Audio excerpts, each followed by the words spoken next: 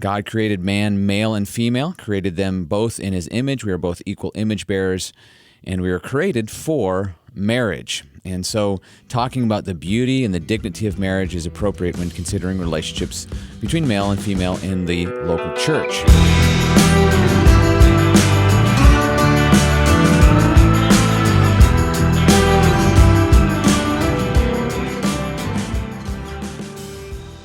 In this video in our relationship series, we're going to talk about the creation of marriage. And talking about male and female relationships, we naturally want to talk about marriage, because when God created the man, he immediately created the woman and then drew them together in a one flesh union. In fact, they were made for that very purpose, to be brought together in a one flesh union.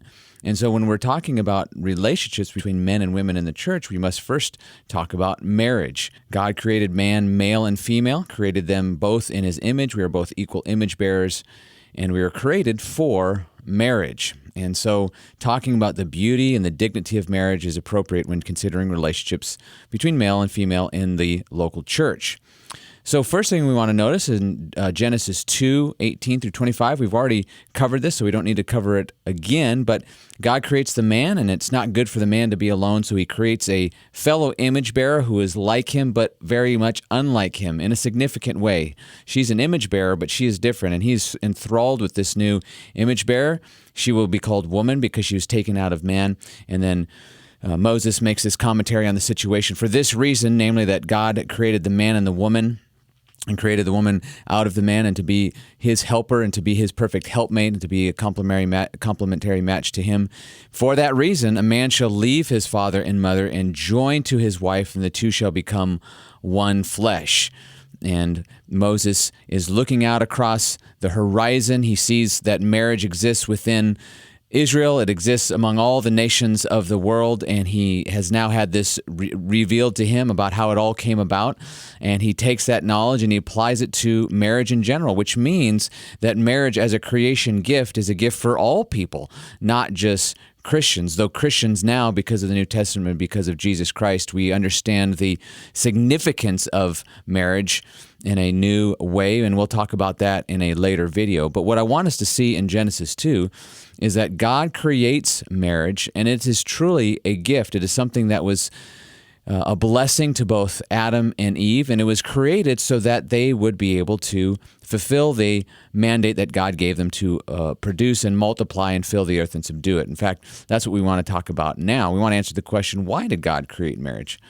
Well, the first thing we have to say is because God does all things for his glory. This is not just a cliche. It's not just Christianese. It's true, biblically speaking, that God does all things for his glory. So he created marriage for his glory. There are specific glories in marriage that redound to God's own glory. There are specific ways in which we interact in marriage that redound to God's glory. There's a picture, as we'll see in later videos, a picture within marriage of Christ and his relationship to the church. And so God creates marriage for his glory. He's displaying his glory through marriage. But he also created marriage for his image bearers. As we saw in Genesis 2, God looked at the situation with just Adam there, and he says it wasn't good for man to be alone. So he creates marriage to provide man with a companion, a lifelong companion. In the best of situations, of course, death can rob a person of their companion, but nevertheless, it was intended to be a lifelong companion relationship, and that relationship is meant to be loving and caring and nurturing and in many profound and deep and spiritual and temporal ways. And so that's why God created it to be a blessing to his image bearers. But we've already mentioned too, he also created it so that this would be the means by which his image would be multiplied. He commanded the man and woman made in his image to be fruitful and multiply, and that is how it happens. It's through marriage. This is how children are created, intended to be created. It's through the marriage covenant. He created marriage, as we see in Deuteronomy 6, in order to be a place where the next generation will be discipled.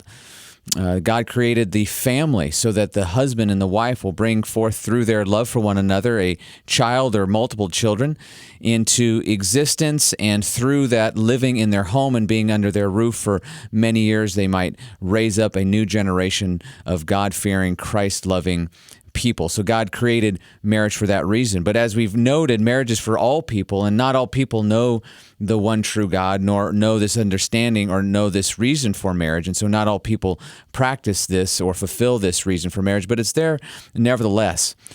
Something that we've already implied earlier is that God created marriage not merely to be functional or to be functionally helpful for the man and the woman, but He created it specifically for our pleasure and our enjoyment. And we'll talk about this in a later video when we talk specifically about the gift of marital intimacy.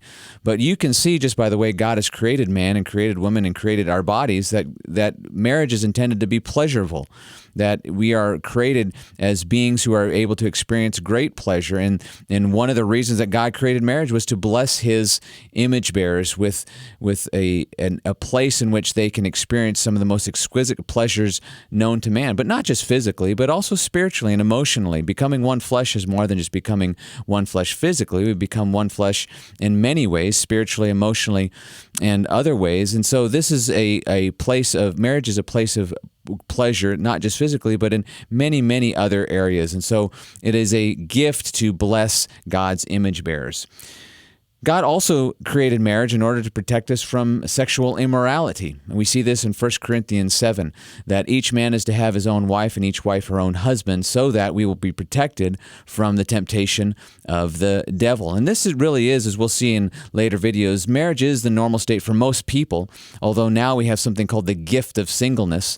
There is a gift that some Christians may have that enables them to actually not have certain overwhelming desires to be married and to be content with not being married. But for most people, actually, the ideal state is for them to be married. And that's what 1 Corinthians 7 teaches at the very beginning, that God had created marriage to protect us from the sexual immorality so that we will enjoy sexual intimacy within the marriage covenant. And then finally, we've already mentioned that God created marriage in order to reflect Christ's relationship with the church. You know, marriage is a beautiful thing, but it points beyond itself. If we were to just ponder marriage in and of itself, we would see something beautiful, but we might wonder, is this all there is? In fact, this isn't all there is. It points to something greater. Physical marriage, earthly marriage actually points to a greater spiritual reality, a greater spiritual thing that God had established in marriage to reflect that spiritual reality. So what is that spiritual reality? It's Christ's relationship with His church. We see this in Ephesians chapter 5. Christ is the head of His church. He loves His church. He lays down His life for His church. His church is His bride. And so in that same way, in a marriage relationship, the husband is to love his wife, to lay down his life for her. And the wife is now to submit to her husband as the church submits to Jesus Christ. And this is all a picture of Christ's relationship with His church. And this someday will be consummated when all marriage, earthly marriage, is done away with, and God's people are gathered together, and we all share in the marriage supper of the Lamb, and we become His bride, corporately become Christ's bride for all eternity. So what is earthly right now in marriage will someday be consummated in Christ's marriage to His bride. And so Jesus teaches that there will no longer be marriage in heaven, giving in marriage in heaven. We will all be corporately Christ's bride, and marriage, earthly marriage, will be consummated in that final spiritual reality. So marriage is beautiful, it's wonderful, it's serious business, and it points beyond itself to a greater spiritual reality. It's something that God has given us to enjoy, to bless us, and we need to understand these foundational things as we talk more about relationships among men and women in the local church.